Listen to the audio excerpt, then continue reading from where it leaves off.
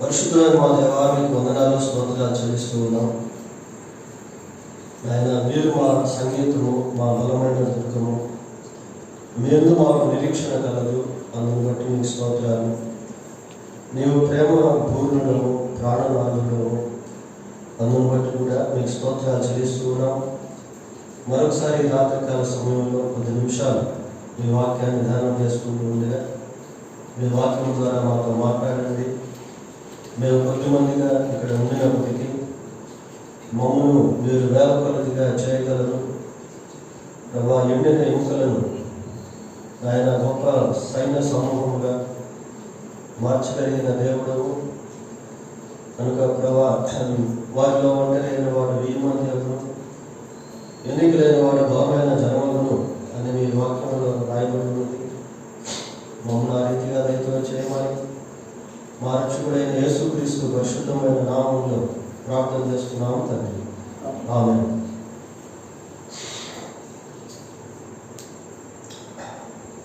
ఇలా బైబిల్ గ్రంథంలో నుండి 146వ కీర్తన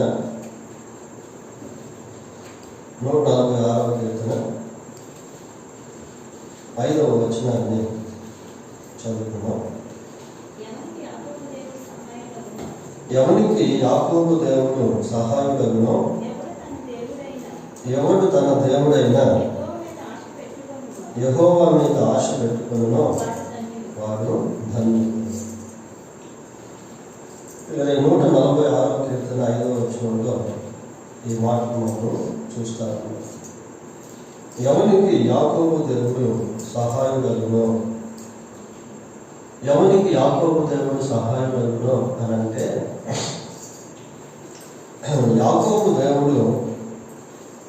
యాకోబు సేవించినటువంటి దేవుణ్ణి ఎవరైనా సేవించవచ్చు.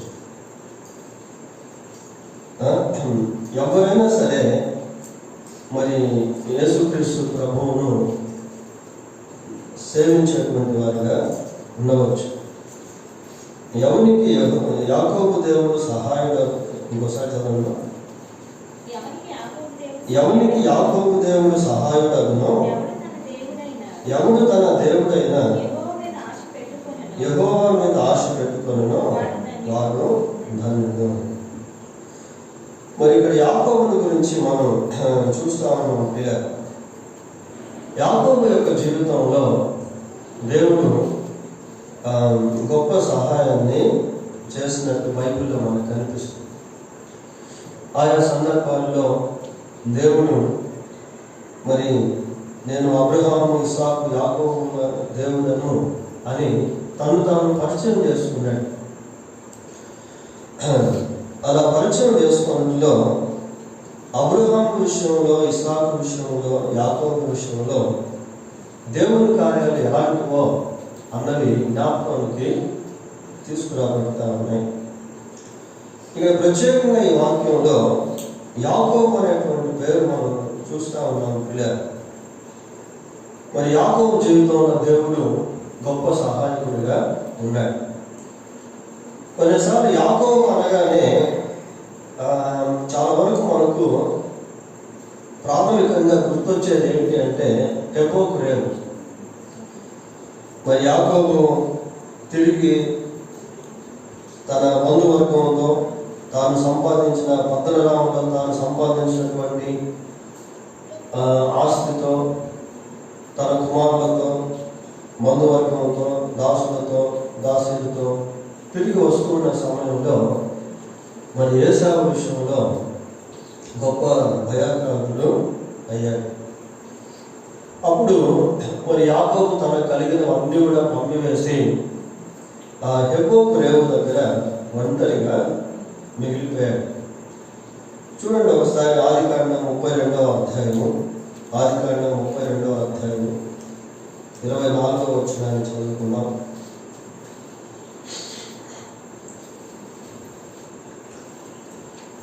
ఆదికాండం 32వ అధ్యాయము 24వ వచనం. యాకోబు ఒక్కడు మిగిలిపోయాను, ఒక నరుడు తెల్లవారు వరకు అతనితో పెనుగులాడెను. చూడండి, యాకోబు తనకు కలిగిన సమస్తాన్ని పంపివేసి ఆ హెబ్రోను రేవు దగ్గర ఒక్కడిగా మిగిలిపోయాడు. ఒంటరిగా ఉన్నాడు ప్రియులారా. అక్కడ ఏం జరిగింది అంటే 24వ వచనం నుంచి 29వ వచనం వరకు మనం గమనించినప్పుడు మరి యాకోబుతో ఒక నరుడు పెనుగులాడటము, ఆ తర్వాత ఆ నరుడు నీ పేరేమని యాకోబుని అడగడం, ఆ తర్వాత యాకోబు కూడా ఆ నరుని నీ పేరేమని అడగడము, ఆ తర్వాత ఆ నరుడుగా పిలువబడేటువంటి వ్యక్తి యాకోబును ఆశీర్వదించడం, ఇవన్నీ అక్కడ మనకు కనిపిస్తుంది. ఇక్కడ నరుడుగా పిలువబడేటువంటి వ్యక్తి మరి యేసుక్రీస్తు ప్రభు అని మనం అనుకోవచ్చు. ఎందుకంటే ఓల్డ్ టెస్టిమెంట్ కాలంలో మరి యేసుక్రీస్తు ప్రభు ఆయా రీతులుగా ప్రత్యక్షపరచబడుతూ వచ్చాడు. తిమోతి కూడా యేసు ప్రభువుని గురించి మాట్లాడుతూ ఏమంటాడు అంటే క్రీస్తు యేసును నరుడు అని చెప్తాడు. సరే, ఈ 24వ వచనం నుంచి 29వ వచనం వరకు మనం గమనించినప్పుడు అక్కడ కొన్ని విషయాలు మనకు ప్రత్యేకంగా మనం కనుగొనవచ్చు. ఏంటి అంటే అక్కడ దేవుడు యాకోబుని ఏం చేశాడు? ఆశీర్వదించాడు. అక్కడ దేవుడు యాకోబుని ఏం చేశాడు? కాపాడాడు. తన అన్న భయం నుండి యాకోబుని దేవుడు కాపాడాడు. అన్న ద్వారా ఎటువంటి హాని జరగకుండా కాపాడాడు. వాస్తవానికి యేసేపు ఎలాగైనా సరే తన తమ్ముడిని చంపాలి అనే ప్రయత్నాలు చేశాడు. But God protected Jacob from his own brother. యేసేపు నుండి దేవుడు కాపాడాడు. తర్వాత ఆ హెబ్రోను దగ్గర జరిగింది ఏంటి అంటే యాకోబు యొక్క హృదయం మార్చబడింది. నీ పేరేమి అని అడిగినప్పుడు నా పేరు యాకోబు అని చెప్పాడు. కనుక యాకోబు యొక్క హృదయం అక్కడ మార్చబడడం అనేటువంటిది మనం చూస్తాం. అంతేకాకుండా యాకోబు యొక్క ప్రార్థనకు దేవుడు జవాబు ఇవ్వడం అనేటువంటిది కూడా అక్కడ మనకు కనిపిస్తుంది. యాకోబు యొక్క జీవితంలో అది ఒక అద్భుతమైనటువంటి అనుభవం లాగా మిగిలిపోయిన ప్రియులు. ఇవన్నీ మనం అక్కడ కనుగొనవచ్చు. అంటే ఆ రోజుల్లో మరి యాకోబు ఏ విధంగా దేవుణ్ణి ఆశ్రయించాడో, దేవుడు యాకోబుకి ఏ విధంగా సహాయపడ్డాడో, అదే సహాయాన్ని, అదే ఆశ్రయాన్ని ఈరోజు మనం కూడా కలిగి ఉండగలము. అందుకే అక్కడ ప్రత్యేకంగా 146వ కీర్తన 5వ వచనంలో ఏమని చెబుతున్నామంటే ఎవడు యాకోబు ఎవనికి యాకోబు దేవుడు సహాయుడకునో. ప్రియుల, దేవుడు సహాయకుడే, కానీ మనం ఏం చేయాలంటే దేవుని సహాయకుడిగా మనం చేసుకోవాలి. అది ఇంపార్టెంట్ అన్నమాట. దావీదు యెహోవా నా కాపరి అని అంటాడు. వాస్తవానికి దేవుడు కాపరే, కానీ ప్రత్యేకంగా దావీదు ఆ దేవుణ్ణి కాపరిగా చేసుకున్నాడు. అంటే మనం దేవుణ్ణి చేసుకునేటువంటి విధానము చాలా ప్రాముఖ్యం. యాకోబు దేవుడిని ఏ విధంగా సహాయకుడిగా చేసుకున్నాడో మనం కూడా దేవుడిని సహాయకుడిగా చేసుకోవాలి. బైబిల్ ఒక మాట మనం చదువుతాం, ఆపత్కాలంలో ఆయన నమ్ముకొనదగిన సహాయకుడు అని చూస్తూ ఉంటే. ఇంకా యాకోబుని గురించి మనం ఆలోచన చేసినప్పుడు చూడండి, ఆదికాండం 48వ అధ్యాయము 15వ వచనాన్ని చదువుకున్నాం. 48వ అధ్యాయము 15వ వచనం.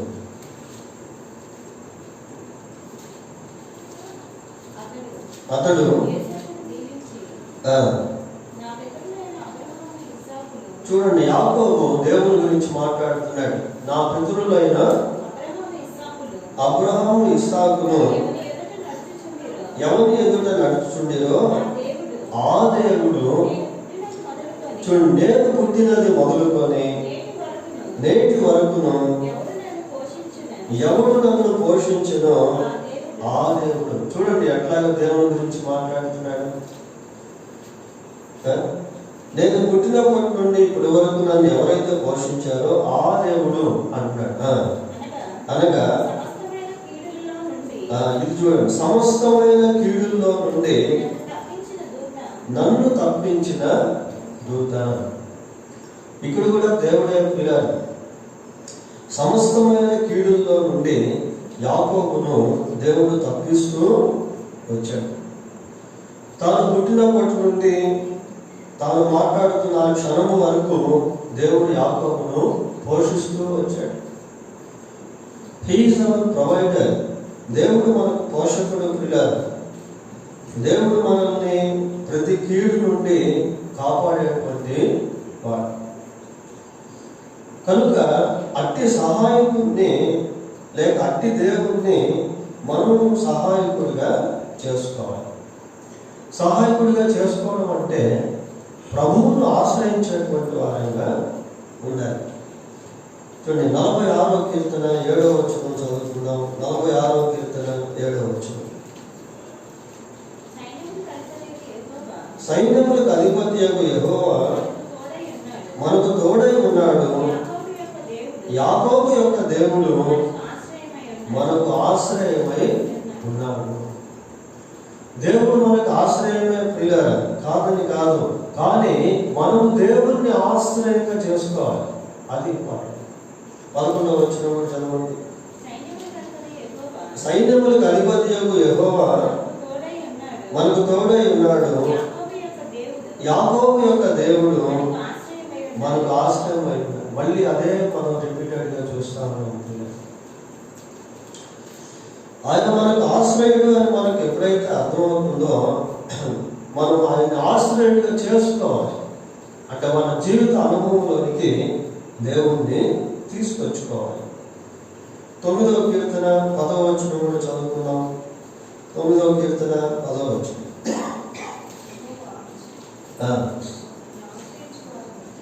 యెహోవా నిన్ను ఆశ్రయించు వారిని నీవు విడిచిపెట్టేవాడవు కావు.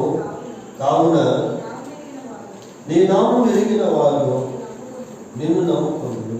చూడండి, నిన్ను ఆశ్రయించు వారిని నీవు విడిచిపెట్టేవాడవు కావు. కనుక దేవుడు ఆశ్రయం ప్రియులారు. ఆయన ఎవరైతే ఆశ్రయిస్తారో వారిని దేవుడు విడిచిపెట్టేటువంటి వాడు. ఆశ్రయించడం అంటే ఏంటి? ఆశ్రయించడం అంటే depending on God, praying to God. దేవుడిని ప్రార్థించడం, దేవునిపై ఆధారపడడం, దేవుని నమ్ముకోవడం. ఎప్పుడైతే మనం దేవుని నమ్ముకుంటామో, దేవునికి ప్రార్థన చేస్తామో, దేవునిపై ఆధారపడేది నేర్చుకుంటామో, అక్కడ దేవుడు బాధ్యత వహిస్తాడు. ఫర్ ఎగ్జాంపుల్, బైబిల్లో మనం యెహోషాపాతు రాజు గురించి చదువుతాం. యెహోషాపాతు రాజు మీదకి శత్రువులు ముట్టడి వేసినప్పుడు అన్ని వైపుల శత్రువులు ముట్టడి వేశారు. ఆ టైంలో యెహోషాపాతు రాజు ఏం చేశాడంటే దేవుని సన్నిధిలో ప్రార్థన చేశాడు. ప్రభా యెహోవా, నీవే మాకు దిక్కు, ఏం చేయాలో మాకు తోచట్లేదు, ఏం చేయాలో మాకు తోచట్లేదు, నీవే మాకు దిక్కు అని ప్రార్థన చేశాడు. ఉపవాసం ఉన్నాడు, జనుల చేత ప్రార్థన చేయించాడు. ఎప్పుడైతే అక్కడ ఆ రీతిగా దేవుని వాళ్ళు ఆశ్రయించారో, దేవునిపై ఆధారపడ్డారో, దేవుని నమ్ముకున్నారో, దేవునికి ప్రార్థన చేశారో, దేవుడు వారి పక్షమందు నిలబడ్డాడు. దేవుడు వారి పక్షమందు యుద్ధం చేశాడు.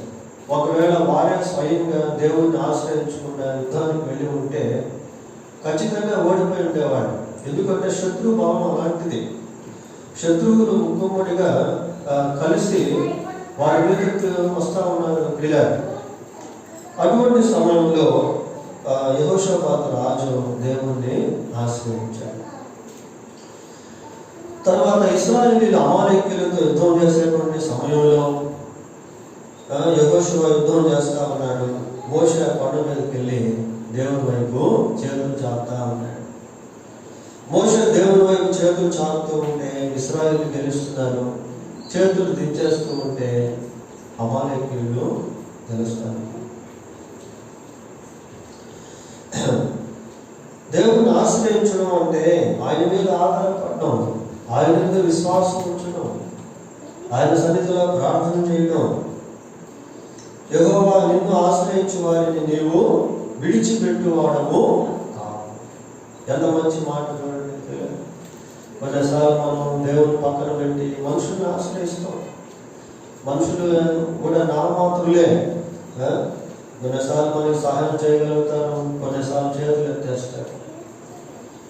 కానీ దేవుడిని మనం ఆశ్రయించినట్లయితే దేవుడు ఎప్పుడు కూడా విడిచిపెట్టడు. దేవుడు ఎప్పుడు విడిచిపెట్టడు. ఆయన కార్యము చేయగలిగినటువంటి సమర్థుడు. నిన్ను ఆశ్రయించు వారిని నీవు విడిచిపెట్టువాడు కావు కనుక ఏమనుంది ఇంకా, నీ నామం ఎరిగిన వారు నిన్ను నమ్ముకొనును. మనం దేవుని నమ్మినప్పుడు ఆయన ఎంతైనా నమ్మదగిన వాడుగా ఆయన తన విశ్వాస్యతను మన పట్ల కనపరుస్తాడు. నిన్ను నమ్మినటువంటి వారు సిగ్గుపరచబడును అని బైబిల్లో మనం చదువుకుంటాం. యెహోవాను ఆశ్రయించు వారికి ఏ మేలు కొలువై ఉండదు అని బైబిల్లో మనం కనబడుతుంది. ఆయన ఎందుకు భయభక్తులు గల వారికి ఏ మేలు కొలువై ఉండదు అని బైబిల్లో మనం చూస్తాం. కాబట్టి ఇక్కడ ఏమని చదువుతున్నాం? 146వ కీర్తన 5వ వచనంలో ఎవనికి యాకోబు దేవుడు సహాయుడగును, ఎవడు తన దేవుడైన యెహోవా మీద ఆశ పెట్టుకును. ఇక్కడ కొంచెం వాక్యం మారింది చూడండి. పై వరుసలో ఎవనికి యాకోబు దేవుడు సహాయుడగునో అనేది చూస్తా ఉన్నాం. అంటే అక్కడ ఎవరైనా సరే దేవుణ్ణి ఆశ్రయించవచ్చు. యాకోబు ఆశ్రయించినటువంటి దేవుణ్ణి ఎవరైనా కూడా ఆశ్రయించవచ్చు. అయితే కింద వరుసకు వచ్చేసరికి అక్కడ ఒక పదం యాడ్ అవుతా ఉంది. ఎవడు తన దేవుడైన యెహోవా మీద, తన దేవుడైన యెహోవా మీద, తన దేవుడైన యెహోవా మీద అంటే యెహోవాను తనకు దేవుడుగా చేసుకోవాలి. ఇందాక కూడా దీని గురించి చెప్పాను. యెహోవా నా కాపరి అంటే యెహోవా కాపరే, కానీ నా కాపరి అనేటువంటిది ప్రత్యేకత. నా కాపరి అనేటువంటిది ప్రత్యేకత. యేసు రక్షకుడు, లోక రక్షకుడు, కానీ నా రక్షకుడు అనేటువంటిది ఒక ప్రత్యేకత.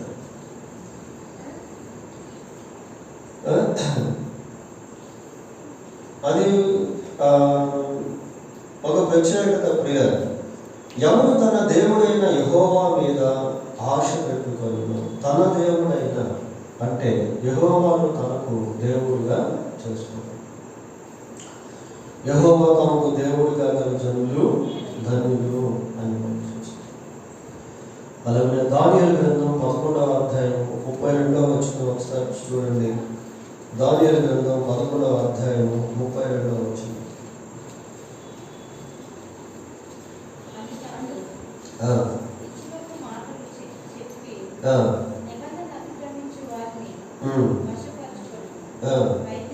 అయితే తమ దేవుని ఎరుగువారు బలము కలిగి గొప్ప కార్యములు తమ దేవుని ఎరుగువారు. తమ దేవుణ్ణి ఎరుగువారు పిల్లలు. తమ దేవుణ్ణి ఎరుగువారు అని అంటే దేవుణ్ణి తమకు దేవుడిగా చేసుకున్నారు. అదే సమయంలో ఎరిగేటువంటి అనుభవం అంటే అనుభవించేటువంటి అనుభవము. యెహోవా ఉత్తముడు అని రుచి చూసి అంటే to know God by experience.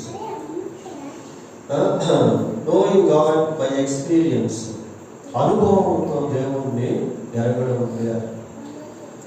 దేవుడు తన శక్తిని మనం అనుభవించే వారంగా ఉండాలనుకుంటున్నాడు.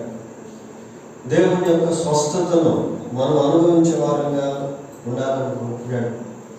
దేవుని యొక్క నడిపింపును మనం అనుభవించేటువంటి వారంగా ఉండాలని దేవుడు కోరుకుంటా ఉంటాడు. కానీ చాలాసార్లు మనం దేవుని గురించి ఆలోచించము కనుక, దేవుడిని వివిధ రకాల కోణాల్లో మనం చూడము కనుక దేవుని యొక్క శక్తిని మనం ఆశ్రయించలేనటువంటి వారంగా ఉంటాము. తమ దేవుని ఎరుగువారు బలము కలిగి గొప్ప కార్యములు చేయుదురు.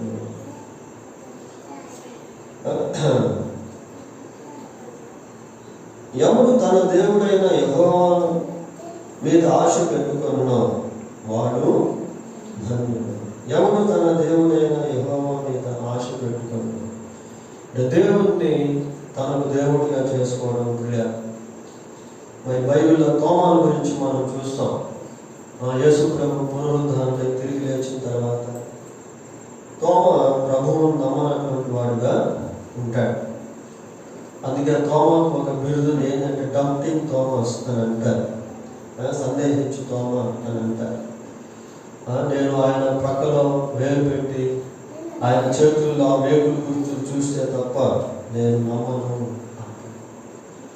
అప్పుడు ప్రభు వచ్చి తోమను పిలిచి తన ప్రక్కలో తన చేతులను చూపించి అప్పుడు తోమ ఏమంటాడు, నా ప్రభువా నా దేవా. చూడండి, ఆ నా దేవా అనేటువంటి ఎక్స్ప్రెషన్ చాలా ప్రాముఖ్యం. మామూలుగా దేవా అనడం వేరు, నా దేవా అనడం వేరు, ప్రభువా అనడం వేరు, నా ప్రభువా అనడం వేరు పిల్లలు. అంటే దేవుడిని కలుపుకొని జీవించడం, దేవుడిని కలుపుకొని జీవించడం. కాబట్టి తోమాను దేవుడు ఏం చేశాడంటే ఆ సందేహం నుంచి విడిపించి తోమాను ఒక అద్భుతమైనటువంటి శిష్యుడిగా దేవుడు మార్చాడు. చూడండి, వివిధ రకాల వర్గాలకు సంబంధించిన భారతదేశానికి మరి యేసు ప్రభు యొక్క శిష్యుల్లో ఒక శిష్యుడైనటువంటి తోమ రావడం అనేటువంటిది గొప్ప విశేషం. సో కాబట్టి దేవుడు తోమను ఎంతగానో హెచ్చించాడు ప్రియ. ఇంకా బైబిల్లో అనేక మందిని మనం చూస్తాం. రాహాబు వేశ్యగా ఉన్నటువంటి స్త్రీ, ఆమె దేవుడిని తన దేవుడిగా అంగీకరించింది. కాబట్టి ఇశ్రాయేలు చరిత్రలో ఆమె ఎంతగానో హెచ్చించబడింది. తర్వాత రూతు మామూలుగా మోయాబురాలు అన్యురాలు, కానీ యెహోవా దేవుణ్ణి తన దేవుడిగా చేసుకోవడం వల్ల దేవుడు ఆమెకి ఎంతగానో సహాయం చేశాడు. బెత్లెహేముకు వచ్చినప్పుడు ఒంటరిగా ఉన్న సమయంలో, ఒక అనాథగా బతుకుతున్న సమయంలో, ఒక బానిసలాగా, ఒక పరిగా ఎరుకునేటువంటి స్త్రీగా ఉన్నటువంటి ఆ జీవితంలో దేవుడు అనేక అద్భుతాలను చేసి ఏ పొలంలో అయితే పరిగా ఎరుకుంటా ఉందో ఆ పొలానికి యజమానురాలుగా చేసేసింది. కాబట్టి ఎవరికి యాకోబు దేవుడు ఎవడు తన దేవుడైన యెహోవా మీద ఆశ పెట్టుకొనునో వాడు ధన్యుడు. దేవుడి మీద ఆశ పెట్టుకోవడం ప్రియ. కొన్నిసార్లు మనం దేని మీద ఆశ పెట్టుకుంటూ ఉంటాం. అవి అన్ని సమయాల్లో సక్సెస్ కాకపోవచ్చు, కొన్ని ఫెయిల్ అయిపోవచ్చు, కొన్ని జరగవచ్చు, మనకు తెలియదు. కొన్నిసార్లు మనుషుల మీద ఆశ పెట్టుకుంటాం, మనుషులు కూడా కొన్నిసార్లు ఫెయిల్ అయిపోవచ్చు, పరిస్థితులు కొన్నిసార్లు ఫెయిల్ అయిపోవచ్చు. మన సామర్థ్యం మీద మనం ఆశ పెట్టుకుంటాం, అది కూడా మనం ఫెయిల్ అయిపోవచ్చు ప్రియాలు. కానీ దేవుని మీద ఆశ పెట్టుకున్నట్లయితే అది తప్పకుండా ఫలిస్తుంది ప్రియాలు. ఆశ కూడా ఎలా ఉండాలి అంటే ఒక తృష్ణతో వేచి ఉండేటువంటిదిగా ఉండాలి. ఆశ మండుచున్నటువంటిదిగా ఉండాలి. It should be like A burning fire. అగ్ని ఎలాగైతే మండుతూ ఉంటుందో ఆ విధంగా ఆ డిజైర్ అనేటువంటిది ఉండాలి. చూడండి, 130వ కీర్తన 5-6 వచనాలు చదువుకుందాం. యెహోవా కొరకు నేను కనిపెట్టుకొనుచున్నాను, నా ప్రాణము ఆయన కొరకు కనిపెట్టుకొనుచున్నది.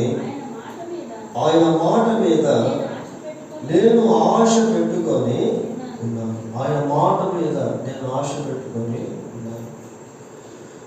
కొన్నిసార్లు దేవుడు మనకు కొన్ని వాగ్దానాలు ఇస్తాడు. ఆ వాగ్దానాలు ఇచ్చినప్పుడు వాటిని మనం హత్తుకోవాలి, వాటి మీద మన ఆశను నిలుపుకోవాలి, వాటి కోసం ఎదురు చూసేటువంటి వారంగా ఉండాలి. ఆ ఎదురు చూసేటువంటి ఆ విధానం గురించి ఒక ఇల్లుస్ట్రేషన్ అక్కడ కింద రాస్తాడు, చదవండి. కావలి వారు ఉదయం కొరకు కనిపెట్టుట కంటే ఎక్కువగా నా ప్రాణము ప్రభువు కొరకు కనిపెట్టుచున్నది. కావలి వారు ఉదయం కొరకు కనిపెట్టుట కంటే ఎక్కువగా నా ప్రాణము. చూడండి, సేమ్ వర్డ్స్ రిపీటెడ్. అదే వచనాలు పలుమార్లు మనకు కనిపిస్తా ఉన్నాయి ప్రియ. కావలి వారు ఉదయం కొరకు కనిపెట్టుట కంటే ఎక్కువగా నా ప్రాణం ప్రభు కొరకు ఒక ఇల్లుస్ట్రేషన్ మనం చూస్తా ఉన్నాం. ఉదాహరణ, వాచ్మెన్ ఉన్నాడు అనుకోండి, నైట్ డ్యూటీ చేస్తున్నాడు. నైట్ డ్యూటీ చేసేటువంటి వాచ్మెన్ ఎవరి కోసం దేనికోసం ఎదురు చూస్తారు? ఎప్పుడెప్పుడు ఉదయం అవుతుందా అని ఎదురు చూస్తూ ఉంటాడు పిల్లలు. ఆ విధంగా దేవుని కార్యాల కోసం కనిపెట్టుకోవడం, ఆ విధంగా దేవుని కార్యాల కోసం వేచి ఉండడం పిల్లలు. ఇలాగ ఎప్పుడైతే మనం చేస్తూ ఉంటామో, ఆయన మాట మీద ఆశ పెట్టుకొని ఎదురు చూస్తూ ఉంటామో, one day or the other God will definitely do his work. తగిన సమయంలో దేవుడు ఖచ్చితంగా తన కార్యాన్ని జరిగిస్తాడు ప్రియ. 37వ కీర్తన 4వ వచనం చదువుదాం. 37వ కీర్తన. యెహోవాను బట్టి సంతోషించుము, ఆయన నీ హృదయ వాంఛలను తీర్చు. ఎటువంటి వాంఛలు? యెహోవాను బట్టి సంతోషించుము, ఆయన నీ హృదయ వాంఛలను తీర్చును. దేవుని బట్టి సంతోషించు. కింద వచ్చిన చదవండి.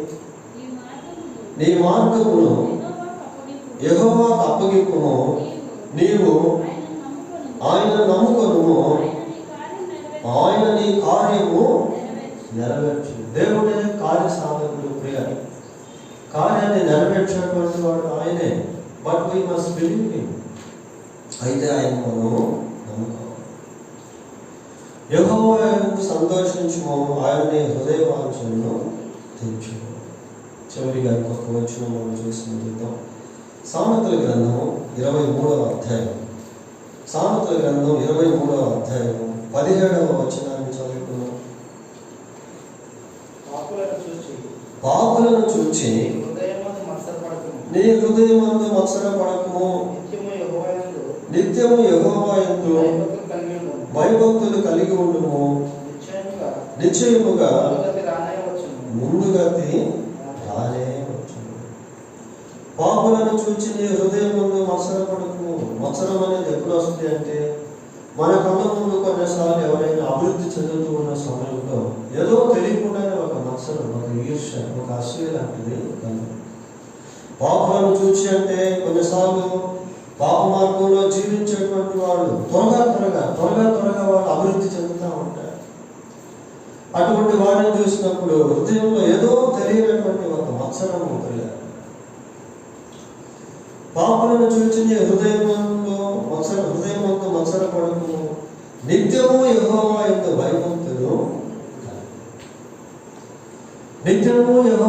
భయభక్తులు కలిగి ఉండము, నిశ్చయముగా ముందుగతి రావచ్చు.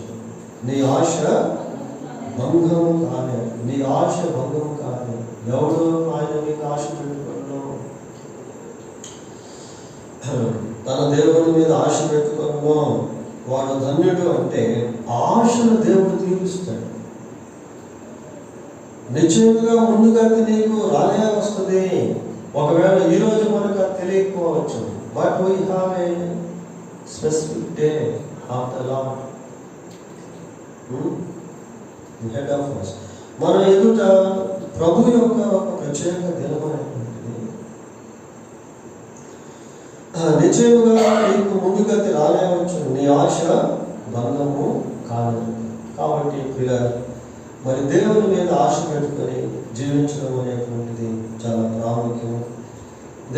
దేవునిగా కలిగి జీవించడం అనేటువంటిది చాలా ప్రాముఖ్యం. ప్రభువును ఆశ్రయించేటువంటి వారుగా ఉండుట అనేది ప్రాముఖ్యం.